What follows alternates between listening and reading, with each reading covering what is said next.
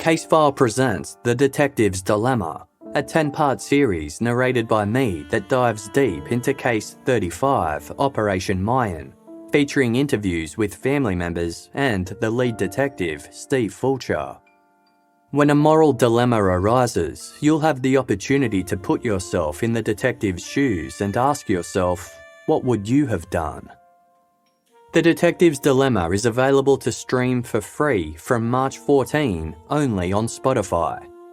Stay tuned to hear the official trailer at the end of today's episode and be sure to follow The Detective's Dilemma on Spotify. Learning a new language is our way to make deeper connections with other people.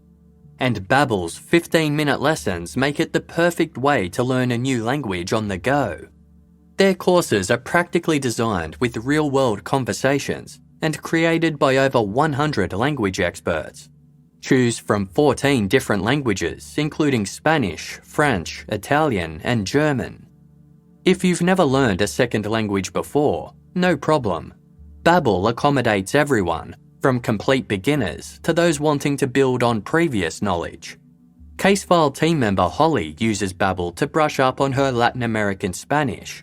She loves listening to the Babbel podcasts, which are perfect for the time poor.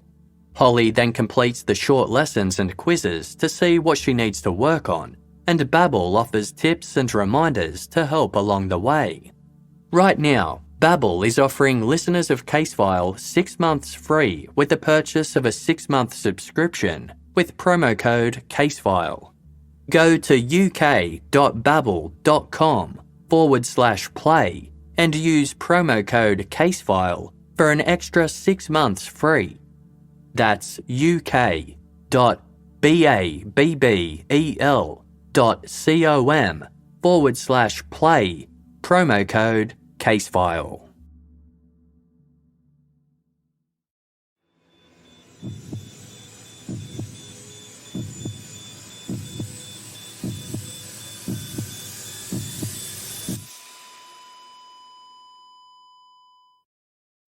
Our episodes deal with serious and often distressing incidents.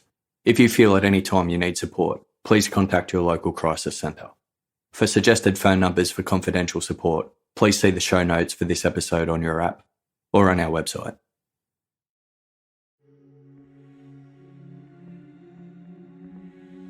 Reinhold sat stunned in the soft glow of his computer screen. It was approaching dawn on Tuesday, July 9, 2002, and the 23-year-old medical student had been up all night on the internet. What he had witnessed had disturbed him measurably, and Reinhold had to tell somebody. He opened up a new email template and began typing. Ladies and gentlemen of the Federal Criminal Bureau, my name is Reinhold. He went on to describe his experiences online the night before. Seeking horrifying thrills, Reinhold had used widely popular search engines to explore the darkest recesses of the internet for content that would shock him. They led him to a forum where a small but active group of users interacted excitedly over their shared interests in taboo and/or forbidden fetishes. Reinhold thought that what he was reading was just erotic roleplay based entirely in fantasy. His attention was soon drawn to an advertisement posted by a user named Frankie. Titled, Boys Sought for Butchering, the accompanying text read, Hi, I'm Frankie from Germany. I'm looking for young men between 18 and 30 to butcher. If you have a normal build, then come to me. I'll butcher you and eat your delicious flesh.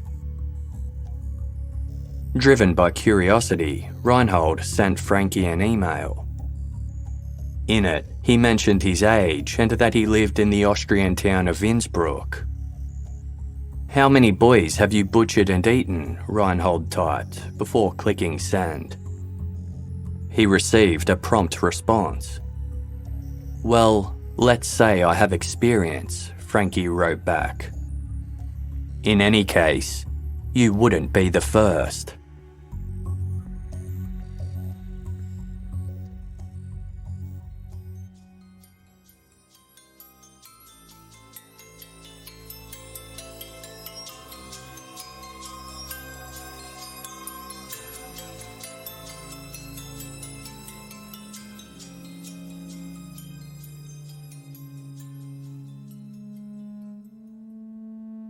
Reinhold continued reading the email from Frankie.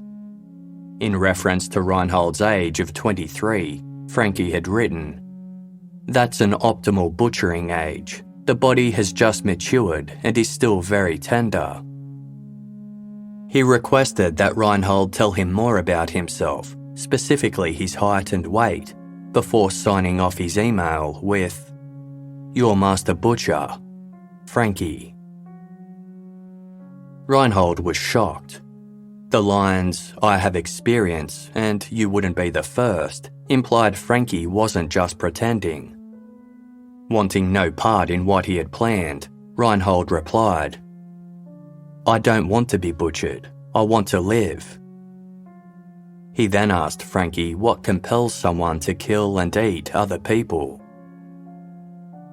"The question is as old as humanity itself," Frankie answered.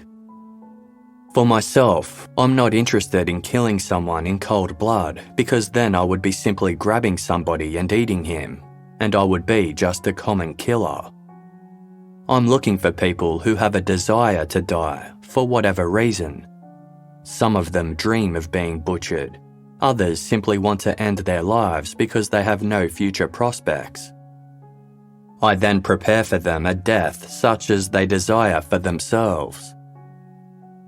My wish since childhood has been to have someone entirely to myself and then to absorb him into me by eating him." Reinhold's response was swift and blunt. "You are not doing these people any favour by killing them. You look exclusively for young men and exploit someone's life crisis. Everyone sometimes reaches a point where he can't cope with life. Sometimes they have no friends and no family and no one they can talk with. No, what you do is not admirable, but pathologically perverted.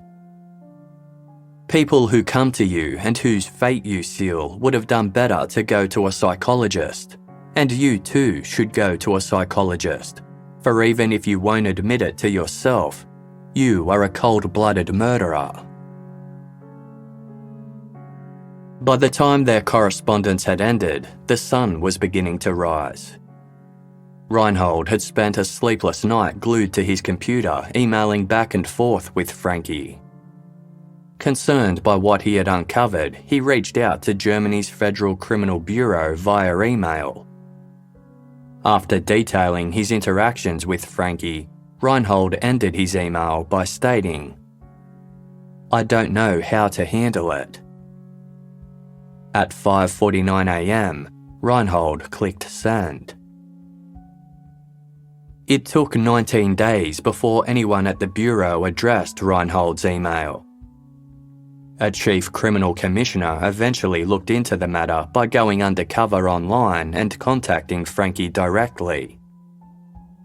Feigning interest in the topic of cannibalism, they emailed Frankie to obtain information that might lead to his real-world identity. The message read, "I stumbled on your post where you're looking for boys to butcher. I find it fascinating. Please write to me about how you imagine it." Frankie sent a long and detailed reply later that night that began, "Now, as I see it, you will come to me, live with me for a week, and during that time, I'll really get to know you. One wants to know whom one is eating." Frankie then explained that during the final 2 days of their encounter, he would place his victim on a liquid diet to keep their intestines empty for the butchering process. That would begin on the last day, or Day X, as Frankie called it.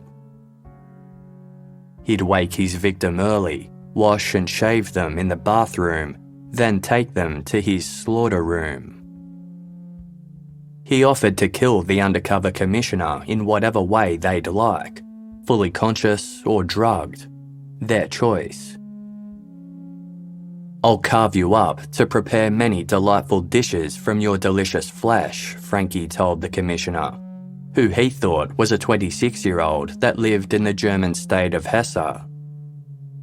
Incidentally, Frankie wrote, "I am also from Hesse, near Kassel." He ended the email as he had with Reinhold weeks prior. "Your master butcher, Frankie." At this point, there was nothing to prove that Frankie had killed or devoured anyone. With no evidence of a crime having taken place, the Federal Criminal Bureau cast the case aside. What he spoke of was so outrageous and inconceivable, it was easy to believe that he was just some imaginative deviant, dramatising his gruesome and violent kink online. But Reinhold felt otherwise. He remained convinced that he had interacted with a real-world killer. 5 months after his interactions with Frankie, and upon realising authorities were no longer pursuing the matter, Reinhold filed a criminal complaint for the suspicion of murder. He addressed how the accused had expressed experience in the field of cannibalism, which gave Reinhold the well-founded suspicion that, at least in one case, he had killed a person. It took another 44 days before any further action was taken. By now, the Bureau had obtained Frankie's internet provider address. This allowed them to locate the computer where he sent his emails, as well as the device's internet service customer information. The computer was pinpointed to a residential address in the medieval town of Rothenburg in Hesse, specifically in the hamlet of Wusterfeld. The internet service it used was contracted to a Mr. Armin Migas. The suspicion of murder complaint filed by Reinhold was delegated to the District Court of Rothenburg. Even though Reinhold's accusations were based solely on text on the internet, the court ruled that Frankie's online confessions constituted suspicion of presentation of violence. This was enough for them to issue a search warrant for the Wusterfeld address where Frankie had sent his emails. The 3-storey, 36-room, Tudor-style Wusterfeld home was an impressive residence, but it had seen better days. Built in the Middle Ages around 900 AD, the manor sat on a 3,000 square metre plot of land of mostly meadows, with an outbuilding that was previously used as a stable. Its half-timbered facade looked slightly askew, as the doors, windows and dormers were positioned without any sense of symmetry. The property was owned by the Migas family, who had purchased the decrepit manor with the intention of renovating it into a functioning boarding house. Having failed that, the manor had been permanently stuck in an unfinished, worsening state. Of the 5 family members who had settled in the home, only one remained.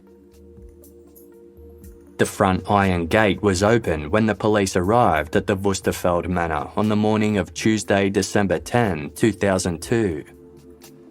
They made their way up the gravel drive and upon reaching the house, banged the bronze lion's head knocker on the front door. A tall, lean man with thinning dark blonde hair and pale eyes soon appeared. It was the sole homeowner-occupier, 41-year-old Armin Migas. He was in the process of getting ready for work and was surprised to see the officers, who handed him their search warrant. The inside of the house was dark and musky. Dust covered almost every surface, wallpaper was peeling, the carpets were stained, cobwebs hung from the walls, and dead rodents were spotted in the corners. Most rooms were filled to the ceiling with furniture, appliances, clothing, and/or computing equipment. Some were so crammed with junk that the officers couldn't even get into them. The bathrooms were equally filthy.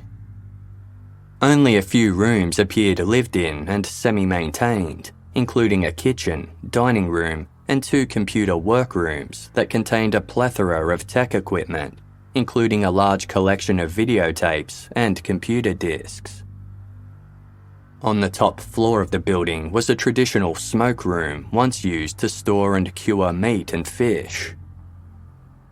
Little remained from when the room was used in this manner, aside from an old oil stove and a thick layer of soot that covered the walls. The metal frame of a single bed had since been brought in and was rusting in one corner of the room. Against the back wall was a large wooden cross in the shape of an X, and in the centre was a long table adorned with 3 knives, a meat cleaver, and an axe. A butcher's apron also lay nearby. Patches of a dark red substance stained the concrete floor. In a kitchen downstairs was a freezer that at first glance held nothing more than a few frozen pizzas. Upon closer inspection, an officer noticed the freezer had a false bottom. When she lifted it up, she uncovered large amounts of meat stored in several bags, some of it minced and some cut into steaks. The police officer held the bags up to Armin Marvis and asked him what they were. "Wild pig meat," he answered. She looked at him incredulously. She did a lot of cooking, and the meat looked like nothing she had ever seen before. The bags were labelled with the word Kator.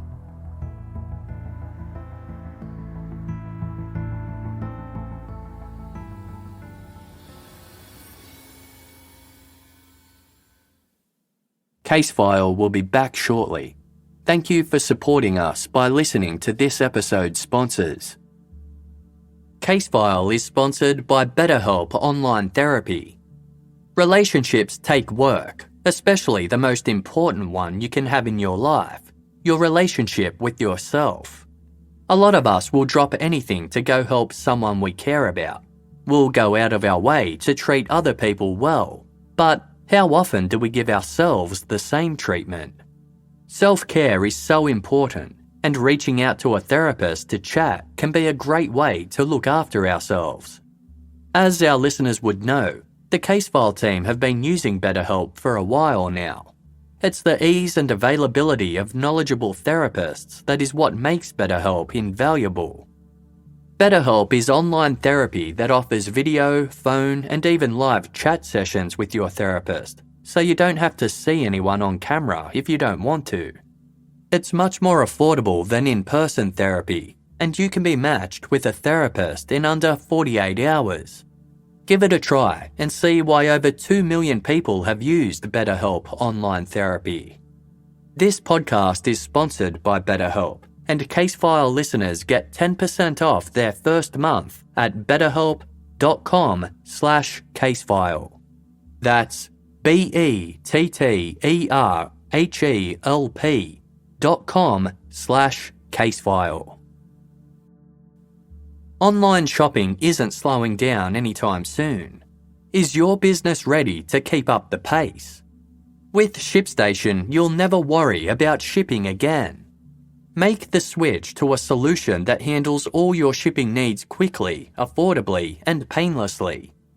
ShipStation is already trusted by over 100,000 e-commerce sellers. And now, ShipStation is available in the UK, Australia, and Canada. Casefile team member Paulina has just signed up to ShipStation for her Shopify store and already can't imagine life without it. It was so easy to get started, and she loves how everything she needs is in one simple interface.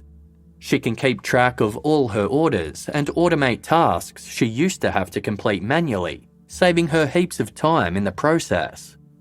Make shipping the easy part of having an online store. You have bigger ideas to think about. Ship more in less time. Just use offer code CASEFILE to get a 60-day free trial. That's 2 months free of no-hassle, stress-free shipping. Just go to ShipStation.com, click on the microphone at the top of the page, and type in CASEFILE. ShipStation. Make ship happen. Thank you for listening to this episode's ads. By supporting our sponsors, you support Casefile to continue to deliver quality content.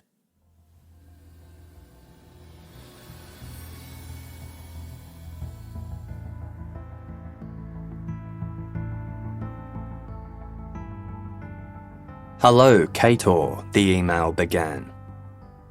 "I read your ad. I'll slaughter you, but only if you really want me to. Let me hear from you. Your master butcher, Frankie." It was Monday, February 5, 2001, and Frankie had just stumbled across an ad on one of the online cannibal forums he frequented. Titled "Your Dinner," a user going by the name Kator had written, "I offer to let myself be eaten alive." Kator was pleased to receive Frankie's offer. "I hope you're really serious about it," he emailed back. "I really want it and have already met enough cyber cannibals." Frankie had experienced similar disappointment. Several men had expressed eagerness for him to eat them online, only to back out once they met in person. Unlike them, Kator was committed. He was very clear about his expectations, telling Frankie that he wanted his genitals to be bitten off. "Then I'll be ready for slaughter," he declared. The pair settled on a date. On the 9th day in the following month of March, Frankie would eat Kator. The act would take place at Frankie's home, in a soundproofed room he had designed for this sole purpose. As March drew nearer, the frequency in which Kator and Frankie communicated online increased, as did their level of excitement. They showed little interest in talking about the mundane parts of their lives, such as their jobs or relationships. Instead, almost every night, they chatted excessively about the upcoming slaughter in gory and sexually explicit detail. Offline, neither man spoke a word of what they had planned to anyone. No one among their family, friends, or colleagues even knew of their forbidden sexual fetish. They had become masters at living a double life. In reality, both men lived unassuming lives and worked in the tech sector. Frankie was considered a nice fellow who mowed his neighbours' lawns without payment and happily watched his friends' children. Kator dutifully looked after his grandmother and paid the bills for friends who were struggling with money. Both men were known to have an avid interest in computers, though they only logged into the cannibal forums when those around them were asleep. As to how Frankie and Kator came about, the paths were different, but the destination was the same. The man behind the username Frankie felt his cannibalistic urge develop as a child, and it turned sexual by the time he was a teenager. The underlying cause was abandonment issues. In his own words, his goal was to bind to someone in a way that they would always be with him and to fill the hollow, empty feeling he had inside. For the man behind the username Kator, the longing to be eaten coincided with puberty. A masochist, Kator derived sexual gratification from his own pain or humiliation. As an adult, he had explored this side of himself consensually with sex workers, but none were willing to eat him like he wanted. "The desire has lasted a long time," Kator wrote to Frankie, "and will last until it finally comes true." 28 hours before the slaughter was scheduled to take place, Kator and Frankie messaged each other for the final time. They tied up the loose ends of their plan, including what would become of Kator's, quote, unprocessed fleshy parts, like his tendons, skin, organs, and bones. Giddy with excitement for their meeting, Kator ended their communications by typing, "I'll bring myself as breakfast." Frankie replied, "I'll have an appetite." It was a drizzly winter morning on Friday, March 9, 2001, as Frankie stood on a platform at the Kassel Wilhelmsfjord train station. The 10:14 train arrived, and Frankie's attention was drawn to one of the first passengers to disembark. He was a slender man of average height with grey-green eyes. He was wearing dark clothing and a baseball cap, which partially hid his streaked grey and balding black hair. It was Cator. The men recognised each other immediately from the photos they had traded online. They exchanged a brief hello. "Let's get off the platform," Cator said. "There are too many people around." Frankie led him to a nearby lot where he had parked his car. Driving away from Castle City, Frankie tried to keep his focus on the road, but Cator started caressing him from the passenger seat. "Stop it," Frankie told him. "Wait until we're in my home. It's only 60 kilometres. They arrived in Wusterfeld an hour later. Frankie pulled up to his expansive, though severely neglected manor, and the two headed inside. Upon returning from the kitchen with coffee, Frankie was confronted by a stark-naked Cator, who said, "I want you to be able to admire your food." Within minutes, he was ready to get started. "Come on, show me the room," he demanded. Frankie then led him upstairs to his slaughter room. Inside, Cator remained in a heightened state of arousal. He ordered Frankie to tear the flesh off his body with his teeth, but Frankie was reluctant. This was not how he envisioned their encounter. Firstly, he hated violence. Secondly, he expected it to be a week-long affair, allowing time for the men to get to know each other before any blood was spilled. The slaughter process wasn't supposed to be frenzied. It was meant to be slow and methodical. Cator's vision was far more spontaneous and savage. He wanted to die that very day. Unable to go through with Cator's demands, Frankie left him disappointed. "You're too soft," Cator remarked. "You can't inflict pain the way I'd like it. You can't slaughter me at all." He asked to be taken back to the train station. The men hardly spoke during the drive. Once they reached the station, Frankie apologised. He reiterated that it was his life's wish to consume someone, but they wanted different things from the experience. It just wasn't going to work. Cator purchased a train ticket intent on going home. Then suddenly, he had a change of heart. "If I go back to Berlin now, I'll be facing a showdown," he said. While Frankie didn't know what that meant, whatever was playing on Cator's mind had led him to compromise.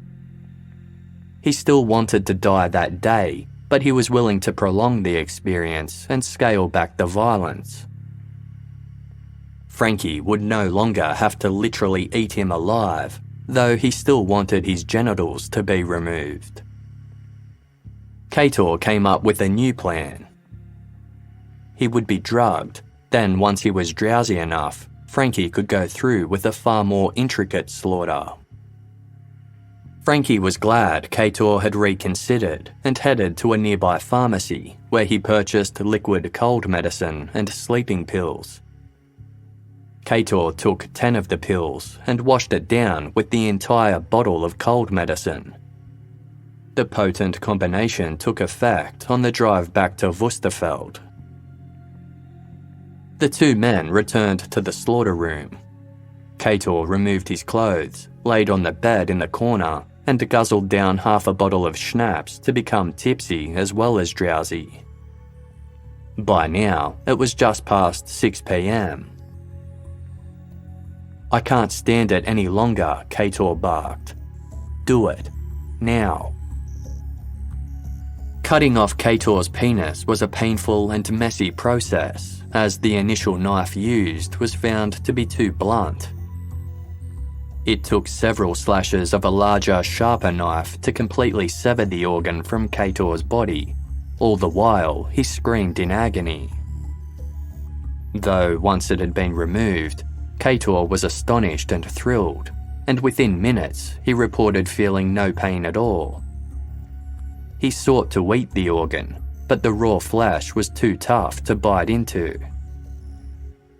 After patching up Kator's wound, Frankie headed down to the kitchen, where he proceeded to blanch and broil the organ in 2 halves. He seasoned the halves and served them on a plate with fresh tomatoes.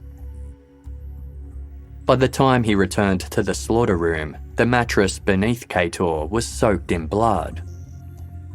Kator attempted to eat the cooked flesh, but it was rock hard. Not even a fork could penetrate it. Deeming it inedible, Frankie threw the pieces into a bucket as waste. Kator laid back on the bed, disappointed. All he wanted to do now was sleep. Frankie stroked his face to soothe him. Before Kator drifted off, the pair finally revealed to each other their real names. Up until this point, they had only known and referred to each other by their online usernames from the cannibal forums. "I'm Armin," Frankie said. Decades before police came knocking on his door, an 8-year-old Armin Migas wandered his family's Wusterfeld manor feeling incredibly lonely. His mother, Valtraud Migas, had moved Armin and his 2 older half-brothers to the expansive property shortly after Armin's father had abandoned them to pursue a relationship with his girlfriend. Armin had loved his father, but when he ran desperately after his father's car, howling for him not to leave, his father didn't even glance at the rearview mirror. Armin despised him after that. Armin's brothers didn't stick around long either. They moved out, leaving Armin alone with his mother. To Valtraud Migas, men were not independent individuals with their own interests and needs. They were malleable things that she could shape and control. Once his father and brothers were gone, Armin was the only man left in Valtraud's life, and she began to shape him accordingly. Valtraud didn't do any housework, so the extensive upkeep of the manor fell to Armin. Referring to him as her little servant, Valtraud ordered Armin around the home, expecting him to cook and clean when he wasn't at school. When he was, Armin was teased for his relationship with his domineering mother. Other students called him a mother's boy and made fun of the traditional lederhosen he wore at her insistence. In the aftermath of her failed marriage, Valtraud withdrew from society, fearing further rejection.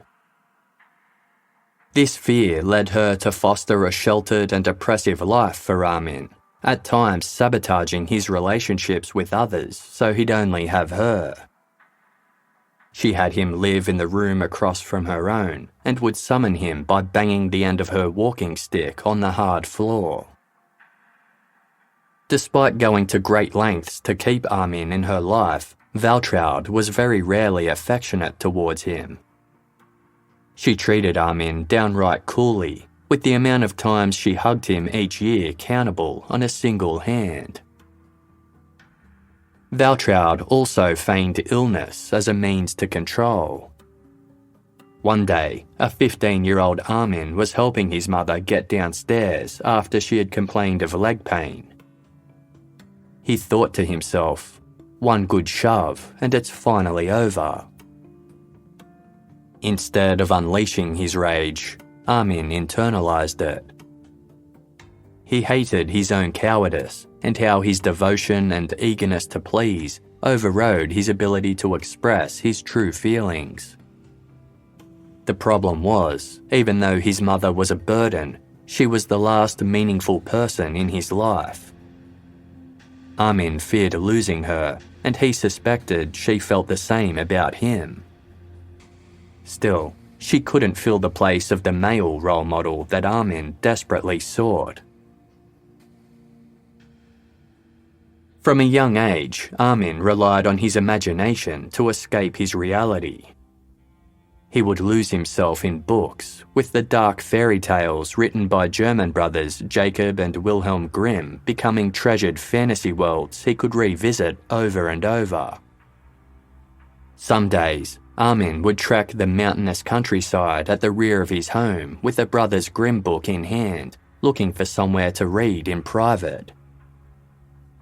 On one such occasion, a 10-year-old Armin sat beneath a tree and opened his book to his favourite fairy tale, Hansel and Gretel. One of the most popular stories in the Brothers Grimm collection, the narrative follows two children lost in a forest. Eventually, they stumble across a house made of gingerbread with an old woman inside who promises to help them. She is actually an evil witch who captures Hansel and Gretel. Armin would have a physical reaction whenever he read this story. His heart rate would increase, with each page turn bringing him closer to the part that truly delighted him. The old woman had only pretended to be so kind.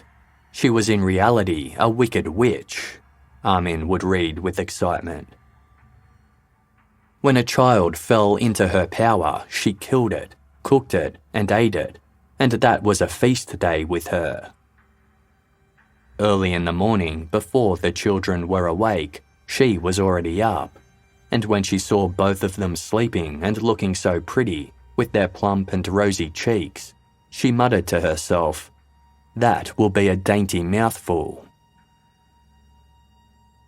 Armin considered how lovely it would be to eat another person. In doing so, they would assimilate into him, and he would never again feel the hollow sting of loneliness. As these thoughts fermented in the privacy of Armin's mind, he sought the opinion of the only person he could trust, an imaginary brother he had formed in response to the overwhelming isolation he experienced. Armin had given his imaginary brother the name Frankie. Decades later, Rothenburg police left Armin's house after executing a search warrant. They didn't leave empty-handed. They had confiscated his computer equipment, among other things, and a book of his titled Flesh and Blood. Most significant was the 3 bags of meat they had taken from his freezer. Once the police were gone, Armin Migas paced nervously, wanting someone to talk to. He couldn't speak with his mother, as she had died several years prior from a heart attack. Armin had lived alone in the house since. He picked up the phone and called one of his half-brothers. His sister-in-law picked up and immediately sensed something was wrong. Armin admitted that he was in trouble with the police. "Do you have a corpse lying in the cellar or something?" his sister-in-law jokingly asked. He replied, "No, in the freezer chest." She laughed, assuming he was joking. Armin then called the office where he worked as a computer technician. He told his boss that he needed to leave and that he might never come back. At 3:30 that afternoon, a call was placed to the Rothenburg police. The caller was Armin Migas' attorney. He said that Armin was with him and was ready to make a full confession. Throughout his life, Armin Migas sought gratification for his cannibalistic desires where he could. As a child, he'd watch his neighbours slaughter hogs for meat to sell. In his teens, he shadowed his friend to the butcher shop where he worked to observe him dismembering animal carcasses. It wasn't an unpleasant sight to Armin. He felt joyful to witness a once-living being serving a profound and important purpose. Whenever someone ate that meat, that animal was with them forever. He became more creative in his adult years. He barbecued Barbie dolls and took delight in the way their plastic bodies melted and warped.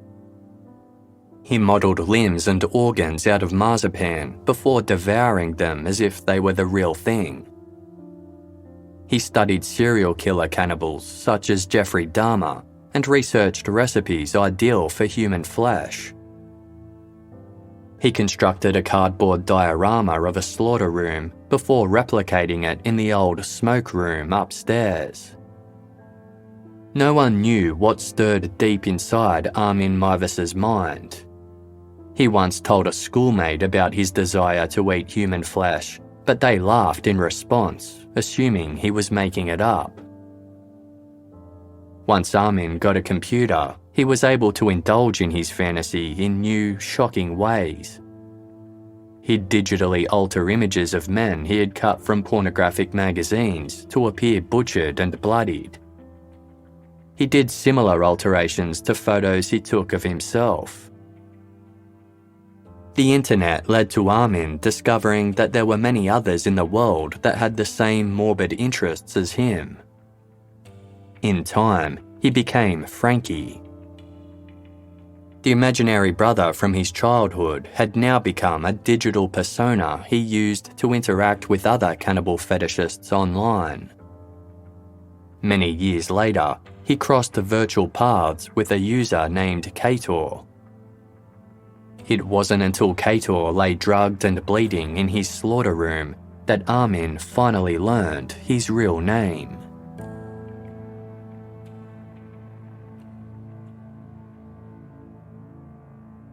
Sleep-ins were rare for Renee Yasnik. The 21-year-old baker was used to getting up early for work, but a week-long holiday in early March 2001 provided him the opportunity to be lazy. Friday, March 9 marked the final day of said holiday, and Renee wasn't planning on switching up his routine. He stirred at around 6:40 a.m. needing to use the bathroom, and immediately afterwards, he slipped back into bed alongside his sleeping boyfriend, Bernd Brandes. Renee didn't wake up again until almost 3 hours later. The remainder of his day would be spent relaxing at the apartment he shared with Bernd in the city of Berlin, Germany. Renee had the apartment all to himself, as Bernd had already left for work. Later that night, Renee's feelings of relaxation had dissipated. It was nearing 7:40 p.m. and Bernd was usually home by now. At first, Renee was annoyed. He thought Bernd had gone for an after-hours drink with some colleagues and not bothered to inform him. But by 10 p.m, Renee's irritation gave way to concern. Bernd was reliable, and it was out of character for him not to contact Renee to let him know why he wasn't home on time. Strangely, not only did Bernd's mobile phone go unanswered, but it continued to play an automated voice message that said, "This connection is temporarily disconnected." When Bernd failed to come home that night, Renee spent the weekend reaching out to all of Bernd's friends and acquaintances trying to track him down. No one had seen the 43-year-old. Renee called Bernd's office at the technology corporation where Bernd worked as a computer engineer. He was met with the answering machine. "Bernd, it's Renee here," the machine recorded as Renee spoke pleadingly. "I need to talk to you. I'm worried. Please come home. Whatever has happened, I'm sure we can work it out. Just come home. Please." Desperate for answers, Renee phoned Bernd's employer and was surprised to learn that Bernd had taken the Friday he disappeared off. He had told his supervisor that he needed to do so for personal reasons, as there was something he wanted to take care of. He gave no other details. Renee was confused. Bernd had told him he was going into work on Friday. He even stated that he had a lot to do that day and would not be reachable on his mobile phone or in the office. Thursday night had passed normally, with no hints that Bernd was hiding something. When Bernd had left the apartment on Friday morning, he had taken his apartment keys, wallet and mobile phone. Renee was under the impression that he had indeed gone to work. Unable to uncover any clues as to where Bernd had really gone, Renee reported him missing to the police. He told them of their stable, long-term relationship and of Bernd's commitment to his job. Although he worked long hours, Bernd earned enough for them to live a good life together that was marred only by infrequent arguments over everyday problems. In recent months, Bernd had spent his work bonus to spruce up their apartment with expensive furnishings, and he and Renee had been eagerly planning an overseas holiday to take later in the year. Renee maintained that Bernd was happy and ruled out the possibility that he had gone somewhere to take his own life. Any hope that Bernd would resurface to attend a work conference on Monday, March 12 was lost when he failed to show up for the event. 3 days had now passed since anyone had seen or heard from him. He hadn't accessed his bank accounts over the weekend, nor had he used company funds which were also available to him. To those who knew Bernd, his sudden disappearance was perplexing. Police had little luck locating him in the following weeks. With no word from his missing boyfriend, Renee Yasnik reached out to former journalist Nina Herman, who had previously worked for a local newspaper, hoping she could track Bernd down using her investigative skills. After questioning employees at Bernd's work, Nina made a small discovery. One of Bernd's colleagues had seen him on the morning of his disappearance at Bahnhof Zoo train station in Berlin. He thought nothing of the sighting, as he knew Bernd took a train to work each day. Armed with a photograph of Bernd, Renee and Nina scoured the train station for clues and questioned staff, shop owners and travellers to determine where he might have gone to next. No one recalled seeing Bernd, so Renee posted his photo in the local newspaper, hoping that it would generate some leads. It didn't. He had seemingly vanished into thin air.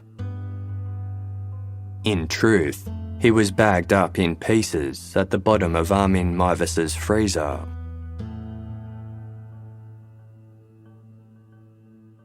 Armin Mivas maintained that he didn't know Bernd Brandes was in a relationship when they met.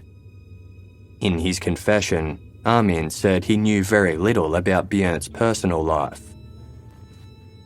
Although Bernd, as Kator, mentioned having a friend, Armin didn't know that this person was a romantic partner with whom Bernd had lived with. In hindsight, it offered an explanation for a remark Bernd had made to Armin when they returned to Kassel Wilhelmsfjord train station following their failed first attempt at the slaughter. Describing his recollections from the station to author Günther Stampf for his book Interview with a Cannibal, Armin explained that Bernd was intending to go home until he said, "If I go back to Berlin now, I'll be facing a showdown." Armin queried the cryptic remark, but Bernd didn't elaborate. Could he have been agonising over having to explain his abrupt disappearance to his boyfriend, Renee? It could have led to the unravelling of his double life, simultaneously ruining both. Author Günther Stampf noted that Bernd faced a literal life-or-death impasse. Quote, "Between returning home and slaughter, between reason and madness." Bernd chose death, slaughter, and madness. The reasoning behind Bernd's decision, including why he sought to be eaten, died with him. He didn't pen a suicide note or record a goodbye message. Comments and behaviour in the lead-up to his fateful Day X were otherwise normal. Right before he left to meet with Armin Migas, Bernd did a clean sweep of his personal computer, eradicating all trace of their communications. It was obvious that he didn't want anyone in his life to know about K-Tor. Medical professionals retroactively examined Bernd's life to uncover what might have led him on his path of self-destruction. At age 5, Bernd's mother ended her own life. Bernd was forbidden to talk about her death to his father, and as an only child, he had no one else to turn to. Their relationship soured from then onwards. Bernd's father was a cold, tyrannical man who was never impressed by Bernd, despite his successes in life. By the time Bernd was an adult, the pair were practically estranged. Then, Bernd was cut off from his father's life entirely when he revealed he was in a relationship with a man. Doctors speculated that Bernd's masochism stemmed from feelings brought on by his father, either the hatred Bernd had for him or the hatred Bernd had of himself as a result of his father's disapproval. Bernd's father was reluctant to speak about his son after learning what he had done. In a brief conversation with a physician, he said that Bernd's childhood and youth development were uneventful. Bernd had a string of failed relationships, both with men and women, which linked to the overarching theme of rejection. Yet, there was nothing to prove that any of this was the catalyst for his actions. If he had any depressive moods or other mental disorders, Bernd hid them well. March 9 was not a significant date in his life, and the word K-Tor wasn't found to be relevant either. The only person who could offer any true insight into Bernd's cannibalistic desires was the person who carried them out. Armin Migas said being consumed was Bernd's ultimate ecstasy, his life goal. His death was his, quote, ultimate sexual climax. The slaughter didn't play out that way. Bernd didn't get to experience the euphoric feeling of being eaten alive that he had longed for. His day X had ended disappointingly, with him bleeding out in Armin Migas's slaughter room. Dressing the wound did little to stem the flow, and Bernd was insistent that an ambulance not be called. He turned to Armin and said, "As soon as I'm asleep, cut my throat." With a potent mix of blood loss, cold medicine, sleeping pills and alcohol impacting Bernd's body, Armin suspected he would pass out soon. Yet, half an hour later, Bernd was still awake. "Armin, I'm so cold," he said, before requesting to be put in a warm bath to expedite his bleeding. Armin obliged. He removed Bernd's bandages as Bernd lowered into the warm water. Seeing the blood spurt from his open wound uplifted him. At this point, Bernd wanted to go to sleep in the bathtub and bleed to death. Armin went to his bedroom and read, stopping every quarter hour to return to the bathroom and check if Bernd had died. 2.5 hours passed, and Bernd remained conscious. As Bernd went to lift himself out of the tub, he blacked out and his body crumbled to the floor. Armin began carrying Bernd's limp body back upstairs to the slaughter room, at which point Bernd stirred awake. With a sudden burst of energy, he tried to walk by himself. He believed that by doing so, his blood would flow out better and he would pass out faster. "Then you can finally do it," he told Armin. Armin got Bernd back into the slaughter room and returned to checking on him every quarter hour. Then, at 3:30 a.m., he heard Bernd stirring about and went to see what he was up to. He found Bernd sprawled out on the floor. He had managed to pull himself out of bed, but had tripped over in the darkness. Armin roused Bernd, who remarked, "I've got to piss." Armin dissuaded Bernd from moving. "If you stand up now, you'll be dead. You have no blood left in you." Delirious, Bernd insisted he needed to go to the toilet. He stood up, but within seconds, his legs gave way and he fell to the floor. This time, Armin couldn't wake him. Armin donned a plastic apron. He placed Bernd's naked body on the table in the center of the room, where he tied it down. After a farewell kiss and a brief prayer, Armin hesitated. The feeling passed quickly.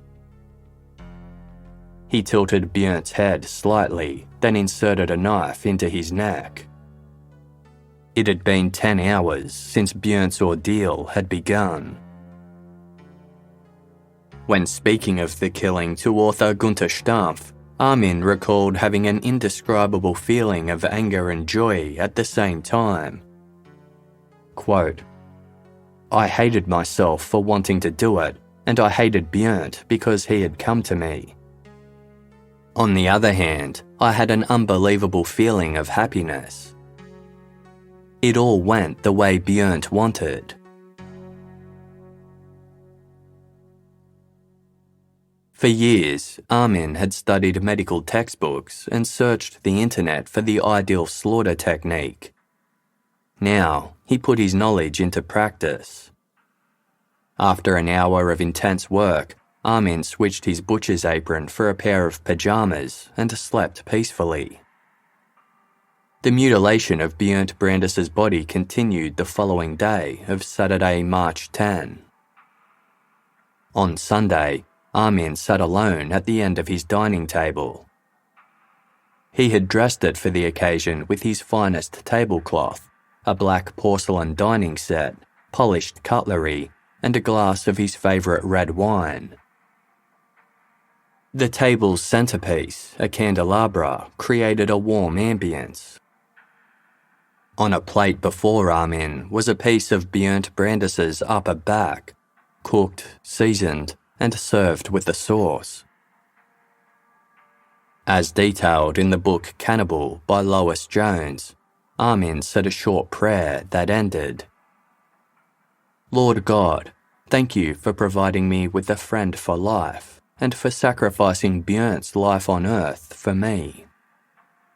I hope I won't be lonely anymore."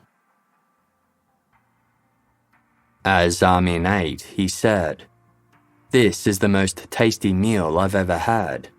Nothing is so delicious." His words were directed to Bernd's decapitated head, which Armin had positioned on the dining table next to him. He eventually buried Bernd's head in his backyard, along with Bernd's arms, legs, and feet. In the months that followed, Armin ate 45 out of the 65 pounds of human flesh he had stored in his freezer. He even ate it at work in the form of rissoles, with his colleagues none the wiser. Armin believed that through this process, he was absorbing Bernd's characteristics and talents. Bernd had a decent grasp of the English language, and Armin felt his English speaking was improving with each meal. Despite having got exactly what he had wanted, Armin wound up back online, scrolling through cannibal forums as Frankie.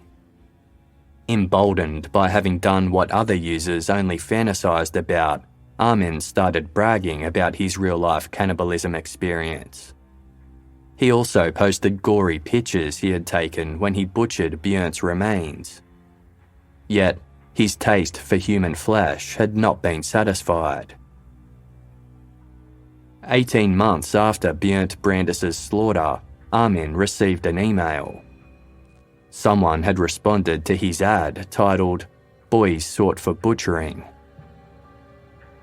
It was a 23-year-old man from the Austrian town of Innsbruck named Reinhold. From there, Armin Mivas's double life completely unravelled, leaving those who knew him as a seemingly harmless, friendly and helpful man utterly shocked. Following Armin's confession, police returned to his Wusterfeld manor to undertake a more thorough search. Björn's head and limbs were uncovered in the backyard, just as Armin had forewarned. Inside the house, officers discovered a collection of VHS tapes concealed in a bookshelf. What they contained caused many of those who watched them to seek psychological counselling. At just over 8 hours long, Armin had videotaped everything that had occurred in the slaughter room between him and Bernd Brandes. This included the severing of Björn's penis, his eventual death, and the butchering of his remains. A meticulous record keeper, Armin had also kept copies of all the interactions he had online with Bernd Brandes. There were pages upon pages of email and chat correspondence between the pair, in which they discussed the upcoming slaughter in gory and gratuitous detail. As the act of cannibalism was not a crime in Germany, lengthy deliberations were held to determine what exact charges Armin Mivas would face. Armin's attorney felt he should have been charged with killing on request, as Armin had acted only to fulfill Björn's wish to die. The prosecution disagreed. While they accepted that Björn's consent was a condition for his killing, it was not the motivating reason. They argued that Armin killed Björn in order to butcher him and to satisfy his own fetish to consume male flesh. They sought a conviction based on the charge murder for sexual satisfaction. As per German law, in a criminal case involving the death of a person, the jury was composed of 3 professional judges and 2 members of the public.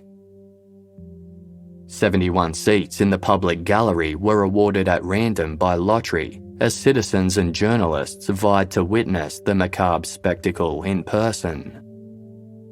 The trial itself began 1 year after Armin Mivas was arrested.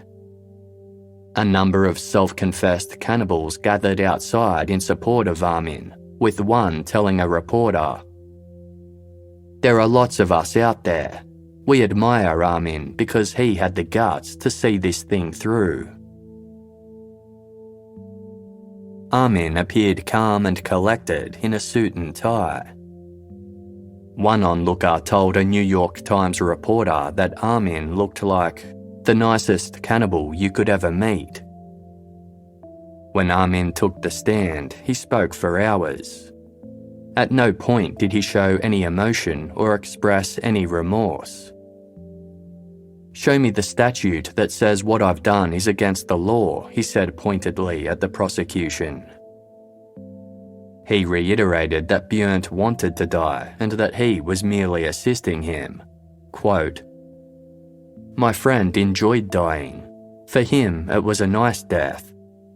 Bernd came to me of his own free will to end his life. I accept this is taboo, but I can justify what I did to God and the world." He denied killing Bernd for sexual satisfaction, saying, "I didn't want to have sex with the partner I chose to slaughter.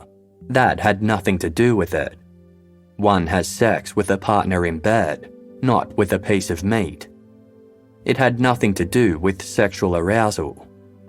By eating, I wanted to make this person become part of me." At one stage, the courtroom was emptied so only the jury could watch the videos Armin had recorded of him and Bernd in the slaughter room. The footage had been heavily edited to remove imagery deemed too graphic, but what remained still greatly disturbed those who viewed it. "Please do it this way," Bernd was recorded telling Armin. "Get another knife." The footage conveyed what Armin had hoped. Bernd was a willing participant who prompted, consented, and encouraged everything Armin did to him. But it also showed something that was not favourable to the defence.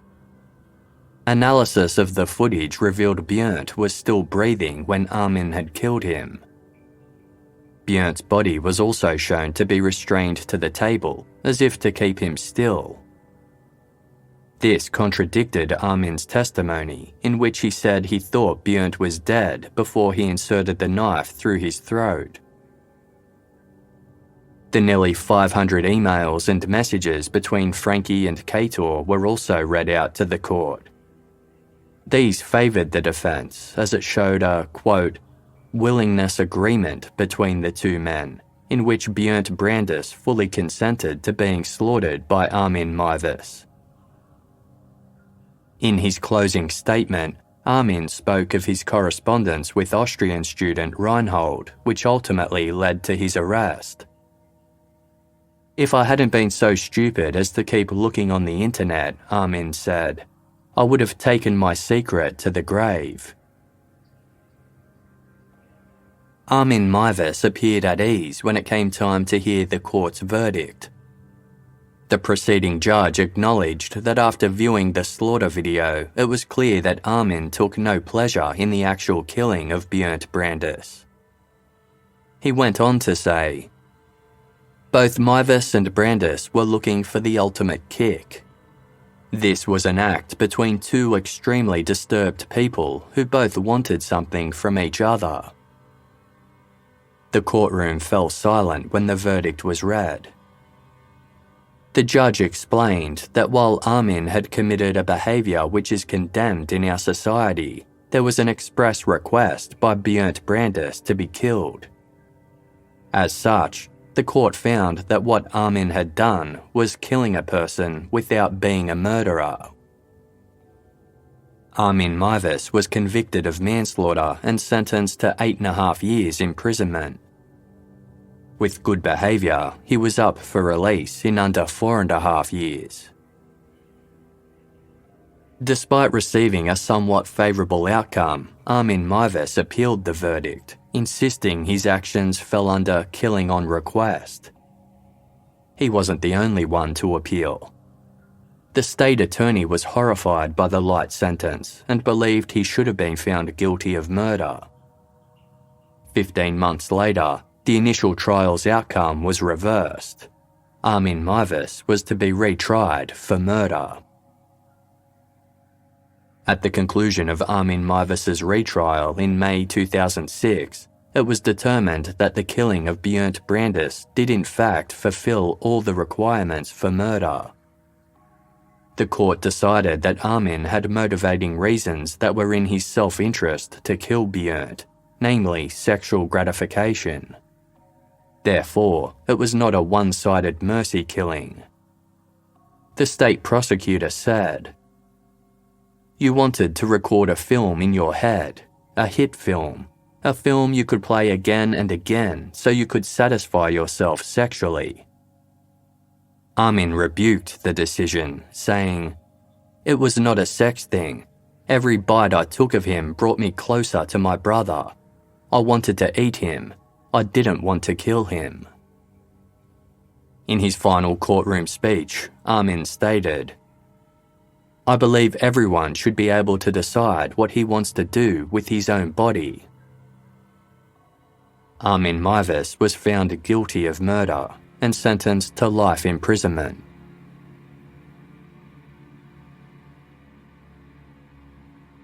Armin Migas's lawyer believed that the sentence handed down to his client was purposely excessive to deter any further aspiring cannibals to act on their impulses. Armin would later admit to author Gunther Stampf that no punishment would have deterred him from slaughtering and eating Bernd Brandes, even the death penalty. Quote, "The degree of punishment is unimportant. When someone like me has this desire and wants to carry it out, he'll go to any length to bring it about. I have had this desire with me for 30 years.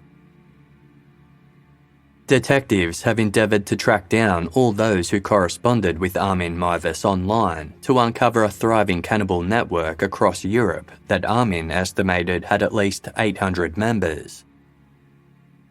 Armin assisted the detectives, who managed to identify 200 people and uncover several more possible cannibal killings. Many of those involved were highly educated individuals in successful, well-respected careers, such as dentists, teachers, and government officials. In 2004, Armin Migas sued German heavy metal band Rammstein upon the release of their controversial single Mein Teil. Referred to as the cannibal song, Mein Teil, which is slang for my penis, contained lyrics inspired by Armin Migas's crimes. Considered one of the band's most notable live performances, Mein Teil sees a band member performing in a giant cooking pot that is set alight by lead singer Till Lindemann, who dons a blood-stained chef's apron while holding a microphone with a large real knife attached to the end. Armin Migas claimed the band had no right to make a song about his story without his permission. The suit never reached court. Armin was able to get a 2006 film based on his crimes, titled Rotenburg Butterfly, a grim love story, temporarily banned in Germany after complaining it infringed on his personal rights. The ban was overturned in 2009 after Germany's Federal Court of Justice ruled that the producer's right to artistic freedom trumped that of Armin's personal rights. Recent reports state that Armin Migas is a model prisoner who is described by fellow inmates and guards alike as popular, friendly, and polite. As a result, he is allegedly allowed to leave prison with 2 escorts and in disguise to wander around the local town. He also professes to have become a vegetarian. Armin applied for parole in 2017, but was unsuccessful. Further parole bids have been denied because of his poor social prognosis in the community and his lack of remorse for his actions. While Armin was diagnosed with schizoid personality by criminal psychologists, they have found him to have no signs of actual mental illness. A journalist for German newspaper Berliner Morgenpost once wrote of Armin Migas, "The one who listens to him learns a lot about loneliness and alienation, and about the dark side of an otherwise iridescent medium, the internet. It is opening up so many opportunities, but at the same time, it is providing invisible accomplices in countless dark chambers."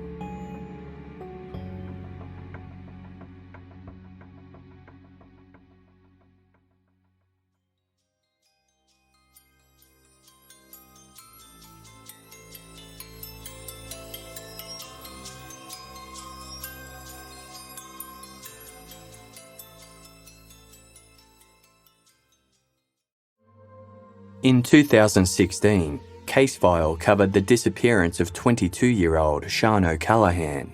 All you can see are headlights of a car flashing. It's blatantly obvious that she got in that car. Whoever had taken her had done it for criminal purposes. Now, hear firsthand from loved ones and lead investigator Steve Fulcher as we unravel how the case unfolded and the minefield of legal and ethical dilemmas encountered along the way. Therefore, there's only one way to do this. It was at that point that Steve Fulcher decided to take an extraordinary gamble. Her life is my responsibility. All I could do was plead with him for her life. When a killer confesses, do you listen? He said, you and I should have a chat. The fact of his guilt was unequivocal. But what if one interpretation of the law says you shouldn't accept the confession? When he got taken to Swindon, he got a lawyer. All that conversation, those vital confessions, disappeared. Of no value. What they were doing? What were they doing? What happens to the cop who believes he's making the right choice? The whole reason we were there was losing sight. What was wrong in getting a confession from a murderer? He'd obviously rehearsed this line that he ended with, which was, "It was a pleasure to ruin your career, you corrupt bastard." If it had been your loved one Steve Fulcher was looking for, what would you have wanted him to do? To crucify somebody for trying his best to get closure for two families doesn't make a lot of sense. Casefile presents The Detective's Dilemma, available for free on March 14, only on Spotify.